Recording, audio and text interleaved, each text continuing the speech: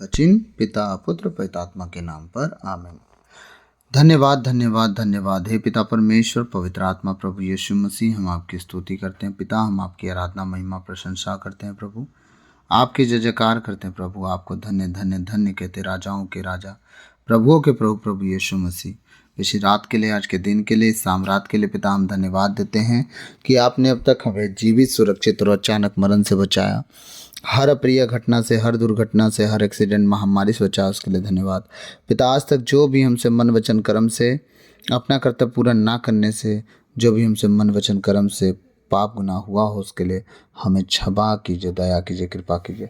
हमें दंड ना दीजिए, हमारे कर्ज गुनाह अपराध क्षमा कीजिए, ताकि हम आपके कहे अनुसार जीवन जिए, पाप गुनाह से दूर रहें, पवित्रता और खराई में चल सके, इस योग बनाइए प्रभु। मेरे मुख पर पहरा बिठाइए, मेरे होठों के द्वार की रखवाली कीजिए प्रभु। मेरी ज़बान को छूइए प्रभु।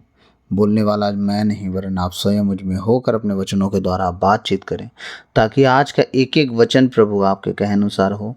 आपके जितने परमेश्वर बेटे बेटियां हैं, वो सब वचन को सुने, 100 गुना फलों को लाएं और अपने जीवन में हमेशा सावधान रहें।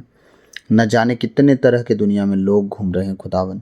मैं आपसे प्रार्थना करता हूँ, उनकी मुलाकात, उनका भेंट एक तेरे सही लोगों से हो, और वो लोग सिर्फ तेरे खोजी हों पिता, और संसार की बातों से थोड़ा दूरी बना के रखने वाले हों परमेश्वर। सारी बातों में तुझे महिमा देने वाले हों। ऐसे लोगों से अपने बेटे बेटियों को मिलाना, फाड़ने वाले और भेड़ के भेष में भेड़िए, इस तरह के लोगों से दूर रखना खुदा। मैं तुझसे प्रार्थना करता हूँ, सदा तेरी महिमा इनके जीवन से होती रहे और मेरे से भी परमेश्वर। यह प्रार्थना यीशु के नाम पे मांगता हूँ। जब आपके पवित्र जीवित वचन को पढ़े सुने हम, उसके अनुसार हम जीवन जिए, पाप गुनाह से दूर रहें, पवित्रताई खराई में बनते रहें और 100 गुना फलों को लाएं, नम्रता और दीनता के साथ। यह प्रार्थना विनती नाजरत के यीशु मसीह के मीठे और मधुर नाम से अब्बा पिता आपसे मैं मांगता हूँ, सुनिए और दया से ग्रहण कीजिए, आमीन। आमीन। तो सबों को जय यीशु। आज फिर से हम एक नए उपदेश को लेके आए हैं। आज का उपदेश होगा हमारा झूठे नबी। हम मत्ती अध्याय में अभी अटके हैं। मैं चाहता हूं कि जितना मुझसे बन पड़े ना, मैं एक एक वचन को आप लोग को समझा सकूं थोड़े थोड़े समय में। क्या होगा इससे फ़ायदा आपका बताऊं। आप बाइबल जितने लोग पढ़े हैं ना, आपको गहराई से पता चल जाएगा कि हमने इतना कुछ पढ़ा है, और जो जो बातें आज भाई बता रहा है उसमें से कुछ बातें हमें नहीं समझ में आती थी, तब वो हमें बताया। और कुछ बात मेरे से ज़्यादा आपको प्रभु बताए होंगे, तो आप मेरे से ज़्यादा जानते होंगे। तो ये चीज़ें हमें क्यों आदान प्रदान करने की ज़रूरत पड़ती है, इसीलिए ताकि हम जो हमारे पास नहीं है हम दे सकें, जो दूसरों के पास है हम ले सकें। आमीन। आगे हम वचन में जाएंगे। वचन मत्ती अध्याय 7 का ही है। अभी हम मत्ती 7 में ही हैं। आज हम 15 से लेके आगे पढ़ेंगे 20 तक। मत्ती अध्याय 7 पद संख्या 15 से 20, पेज नंबर 10, नया विधान। ठीक है। वचन का शीर्षक है झूठे नबी। झूठे नबियों से सावधान रहो। मैं आप लोग के लिए वचन पढ़ूंगा। झूठे नबियों से सावधान रहो।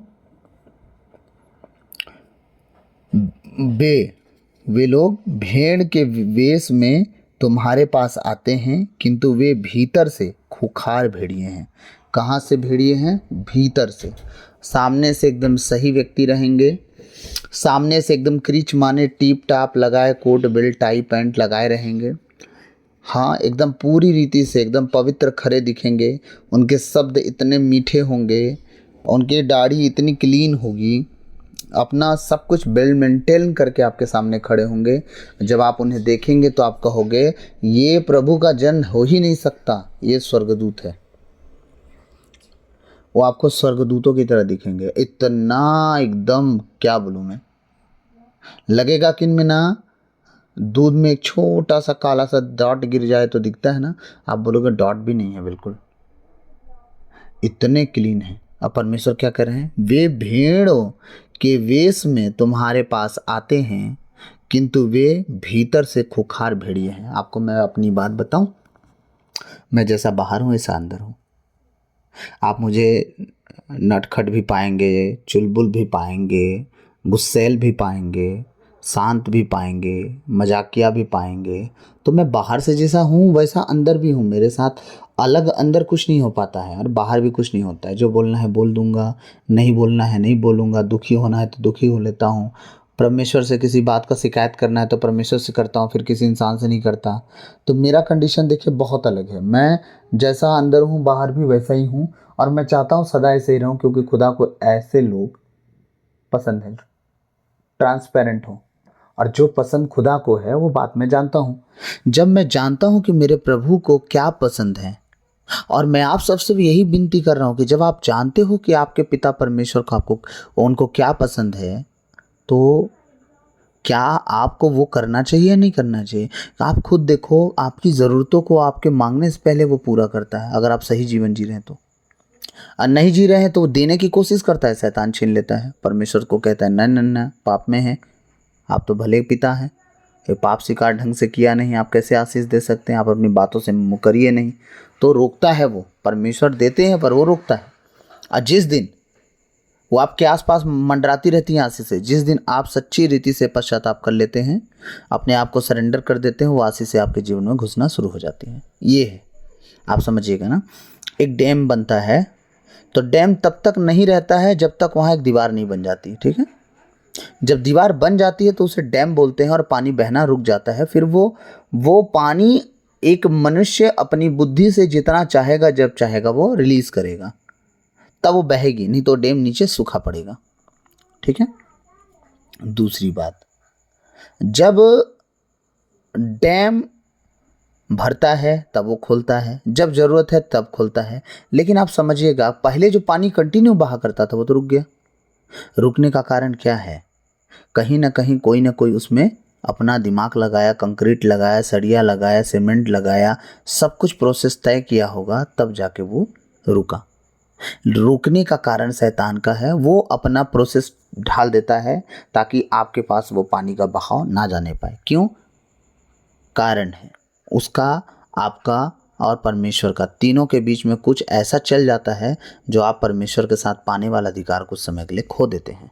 तो मैं आप सबसे विनती करूंगा कि ऐसे लोगों से आप दूर रहें जो साफ साफ बातें नहीं करते हैं, बाहर से बहुत मीठा मीठा स्माइल दे दे बात करेंगे, और अंदर से वो कभी आपसे प्रेम नहीं कर पाते।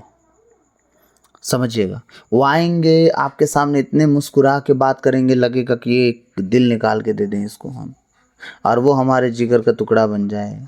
वो सब अच्छा है, क्यों? क्योंकि हमारे प्रभु के दास हैं, प्रभु के अगुए हैं, प्रभु के प्रचारक हैं, भविष्यवक्ता हैं। लेकिन अंदर से आप नहीं जानोगे कि वो क्या है। इसीलिए आप अपना जीवन सही रीति से जियो, लेकिन जो भेड़ के भेष में जो बन के आते हैं ना, उनसे थोड़ा सावधानी से रहना। क्योंकि आप मुझे जज कर सकते हैं, आप मुझे भी जो कहना है कर सकते हैं, मैं नहीं कहता, लेकिन मेरा खुदा ये तो जानता है कि मैं आपके प्रति कैसा हूँ।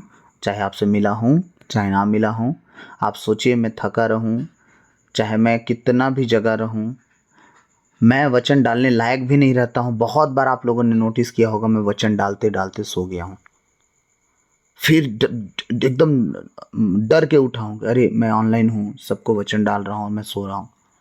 मैं अपनी कंडीशन बता रहा हूँ कि ऐसे ऐसे कंडीशन में आपको वचन डाल रहा हूँ। क्यों? मेरा आपसे कोई वास्ता ना होता तो क्या मतलब वचन डालने का? आप मेरे अगर परिवार का हिस्सा ना होते तो आप जितने ऑनलाइन आज सुन रहे हो और आने वाले फ्यूचर में जितने सुनेंगे उन सबके लिए मैं मैसेज डाल रहा हूँ। आप प्रभु के अगर अंग ना होते तो मेरा और आपका क्या वास्ता होता? हम सब परमेश्वर की देह हैं और परमेश्वर हमारा सिर है, ठीक है। अगर हम सब देह हैं तो अगर आपको चोट लगेगा तो मुझे भी तकलीफ होगी, अगर मुझे चोट लग रही तो आपको तकलीफ होनी चाहिए, अगर नहीं होती तो हम शरीर के अंग नहीं हैं। अब मेरी उंगली में चोट लगेगा तो मेरी पत्नी के पैर में या उसके उंगली में या उसके हाथ के उंगली में दर्द होगा क्या? नहीं ना, वो दूसरा शरीर हो गया। लेकिन अगर मेरी उंगली में चोट लगा तो मेरे दिमाग पे असर पड़ेगा कि हाँ मुझे चोट लगा है, मैं उसे बचाते फिरूंगा, उस हाथ से काम नहीं करूंगा, दूसरे वाले हाथ को कहूंगा कि तू कर दे, इसका बदला भी काम तू कर दे। समझ रहे हैं? हम एक दूसरे का मदद करना शुरू कर दे। पूरे शरीर को तकलीफ होती है उस चोट के कारण, आप समझिए। इसी तरह यीशु मसीह के लोगों को अगर तकलीफ हुई, उसके बेटे बेटियों के जीवन में किसी तरह का दुख हुआ, तो वो हम सबको दुख होगा। अगर नहीं होता है तो हम मसीह के अंग नहीं हैं। इसीलिए मैं आप सबके सामने फ्रीडम लाइफ जीना चाहता हूँ, और मैं कभी नहीं चाहता कि आप भी कुछ छुपाओ, ताकि पूरी कंडीशन के लिए दुआ हो सके। परमेश्वर जानते हैं किस रीति से किसको हैंडल करना है, वो कर लेंगे। अब ऐसे प्रचारकों से आप मिल गए कि वो आपको बस ये कहेंगे आओ तुम्हें ये मिलेगा, आओ प्रभु के पास ये मिलेगा, ये मिलेगा, ये मिलेगा। वो सेकेंडरी ऑप्शन है, आप भूलिएगा नहीं।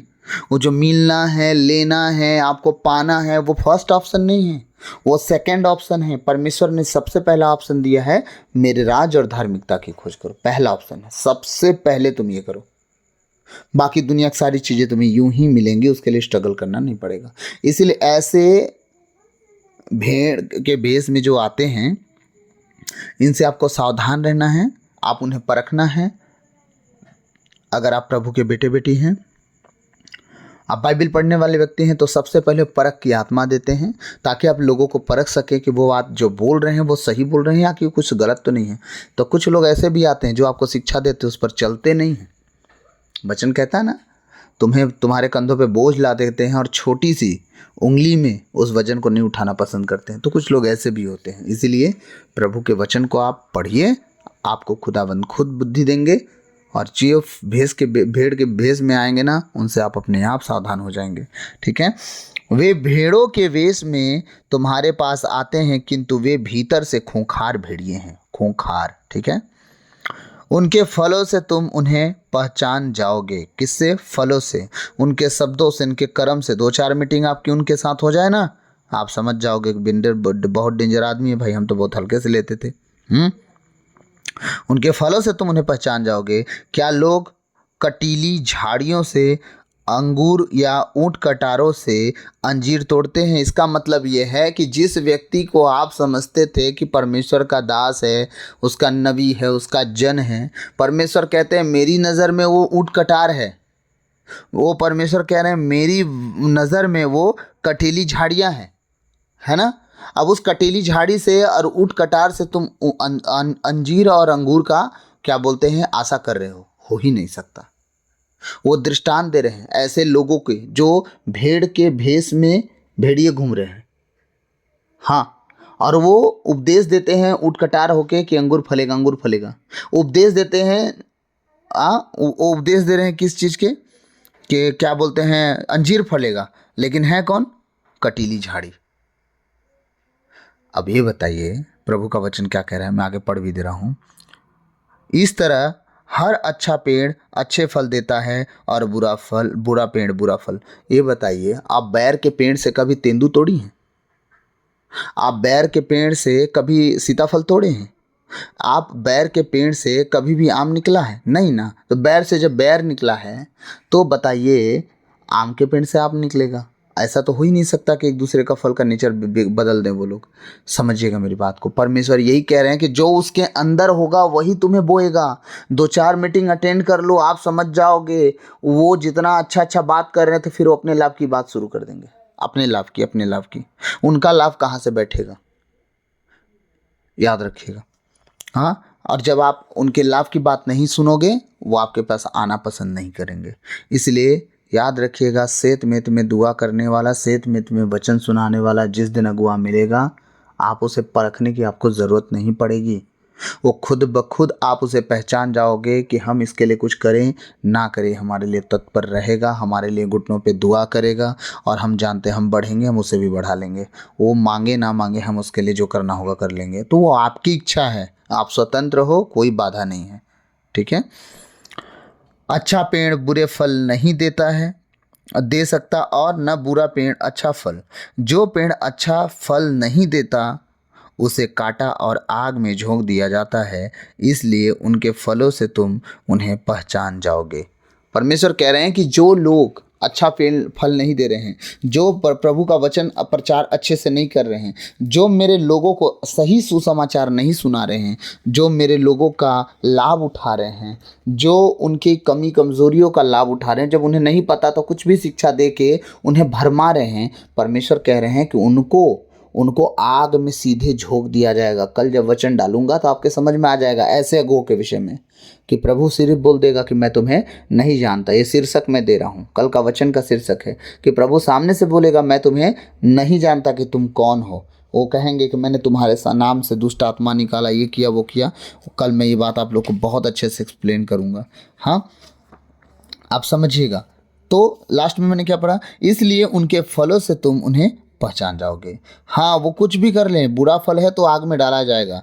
अब आप उनके फलों से पहचान लेंगे कि वो कौन है। इसीलिए परख की आत्मा खुदा से मांगे कि कौन आपके लिए अगुआ सही है, कौन सही नहीं है। आप जहाँ भी हो, जहाँ भी आप संगति करते हो, मैं सच कहता हूँ, कुछ पैसे खर्च करो अपने प्रभु के नाम से, उसका प्रतिफल आप पाओगे एक दिन, देख लेना। आप दूर जाओ, दूर जाओ, कहीं दूर जाके चर्च अटेंड करो।